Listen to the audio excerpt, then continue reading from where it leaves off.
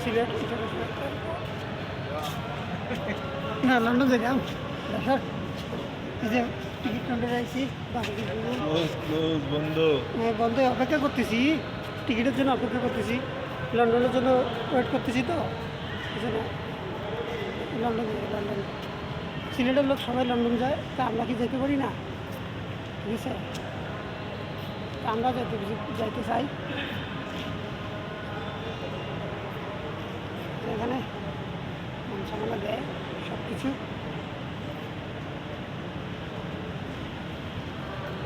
এই যে যাত্রীরা সিরিয়াল ধরে দাঁড়া রয়েছে